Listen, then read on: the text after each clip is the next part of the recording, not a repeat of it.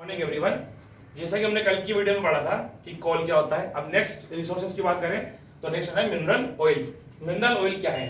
हमने स्टार्टिंग से पढ़ा कि मिनरल क्या है कि जो भी जमीन के अंदर हम अर्थ में मतलब डीप डिगिंग करेंगे, खोदते जाएंगे, जो भी प्रोडक्ट हमको मिलेगा वो मिनरल कहलाएगा। तो अब यहाँ बात करें मिनरल ऑयल की, तो मिनरल ऑयल क्या हुआ कि हम जमीन के अंदर खोदेंगे और जो ऑयल हमको मिलेगा वो कहलाएगा मिनरल ऑयल। तो it is extracted from the interior of the earth, it is also known as petroleum, और इसी को ही पेट्रोलियम कहा जाता है। अब it is found in sedimentary rocks, ये सेडिमेंट्री रॉक्स के अंदर पाया जाता है। जब तक सेडिमेंट्री रॉक्स नहीं मिलेगा तब तक हम उसको खोदते जाएंगे। It contains 90 to 98% of hydrocarbons. हमने कल कोल की पढ़ा था, उसके अंदर कार्बन था, लेकिन ये इसके अंदर क्या कंटेनिंग है? 90 to 98% हाइड्रोकार्बन। और use of minerals is increasing with the development of science and technology. और आज का टाइम, आज का जो एरा है वो क्या है? टेक्नोलॉजी पे डिपेंड है। आप देख लीजिए, आप अपने व्हीकल की बात कर लीजिए, आपको थोड़ी दूर भी जाना होता है तो आप गाड़ी मांगते हो। गाड़ी में क्या चलता है जनरली? गाड़ी किससे ऑपरेट होती है? पेट्रोल से। तो जैसे जैसे टेक्नोलॉजी बढ़ रही है वैसे वैसे जो डिमांड है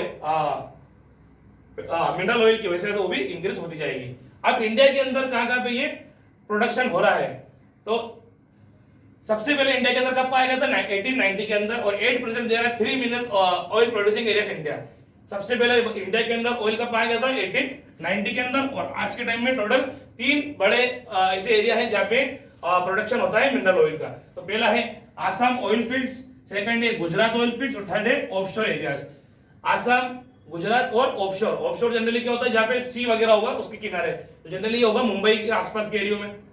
फिर ऑयल रिजर्व कहाँ पे? तो in India only 30% of total requirement fulfil domestic production. अब इंडिया के अंदर जितना भी मिनरल ऑयल का प्रोडक्शन हो रहा है उससे सिर्फ टोटल पॉपुलेशन इंडिया की कितनी सेटिस्फाइड हो रही है, कितने लोगों को फुलफिल हो रही है डिमांड? ओनली 30% डिमांड ही फुलफिल हो रही है। अब रिमेनिंग 70% के लिए हम क्या कर रहे हैं? हम उसको इंपोर्ट कर रहे हैं। जनरली अपन सोचते हैं कि कहां से कर रहे हैं? इराक वगैरह से इंपोर्ट कर रहे हैं, क्योंकि बाकी भी तो अपन को फुलफिल करनी पड़ेगी डिमांड। जरूरी नहीं है कि मिनरल ऑयल से व्हीकल में होता है, हर इंडस्ट्री को ऑपरेट करने के लिए भी मिनरल ऑयल की जरूरत पड़ती है। आप एयरक्राफ्ट ले लो, एरोप्लेन, जो भी आप देख लो, जहां जहां पे पेट्रोलियम प्रोडक्ट की डिमांड लगेगी वहां पे मिनरल ऑयल हमको लगेगा। अब ऑयल रिफाइनरी इंडिपेंडेंस के पहले कितनी, तो अभी कितनी है हम इसके बारे में पढ़ेंगे। तो before independence only one refinery was India in Digboi. India के अंदर डिगबोई के अंदर एक ही रिफाइनरी थी। कब? 1947 से पहले, इंडिपेंडेंस से पहले। लेकिन इंडिपेंडेंस के बाद और आज की बात करें तो अभी तक टोटल 19 रिफाइनरीज इंडिया के अंदर है। तो ये हमने आज बात करी थी कि ऑयल, मिनरल ऑयल क्या है, कहां से हमको मिलता है, इसके अंदर कौन से कंटेंट्स है। तो 90 to 98% हाइड्रोकार्बन से। 3 मेजर प्रोड्यूसिंग एरिया है जो हमने पढ़े इंडिया के अंदर, Assam oil fields, Gujarat oil fields और ऑफशोर एरियाज। ऑयल रिजर्व कितना है? 30% ही डिमांड पूरी होती है डोमेस्टिक प्रोडक्शन से, इसलिए रिमेनिंग 70% डिमांड को फुलफिल करने के लिए हम मिनरल ऑयल को इंपोर्ट करते हैं अदर कंट्री से। अब ऑयल रिफाइनरी कितनी है? तो बिफोर इंडिपेंडेंस एक ही ऑयल रिफाइनरी थी जो कि डिगबोई के अंदर थी, और आज के टाइम 8% कितनी है? 19 ऑयल रिफाइनरीज इंडिया के अंदर प्रेजेंट है। अब हम बात करेंगे नेचुरल गैस की। तो नेचुरल गैस भी एक रिसोर्सेज ही है। तो it is useful source of energy. सबसे ज्यादा अगर पेट्रोलियम के बाद कोई यूज में आता है तो यही आता है नेचुरल गैस।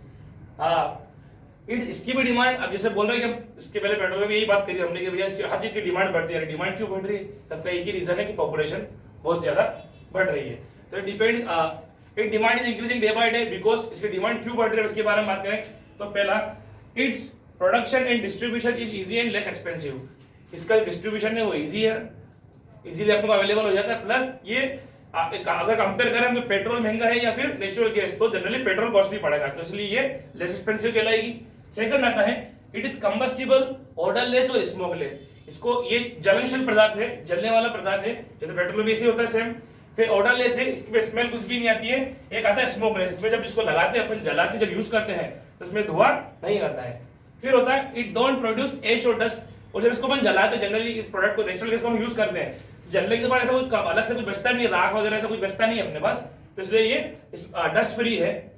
ये it can be used in, अभी इसको हम यूज करने में लेते हैं होम, जनरली घर पे कौन से फॉर्म में लेते हैं? घर के अंदर अपन एलपीजी, व्हीकल के अंदर जैसे सीएनजी वगैरह, ऑटो रिक्शा अपन देखते हैं, इंडस्ट्रीज के अंदर यूज में आता है, और भी कई जगह कई जगह पे अलग अलग फॉर्म में इसको यूज किया जाता है। अब प्रोडक्शन एंड रिजर्व क्या क्या है इंडिया में, कहां पे?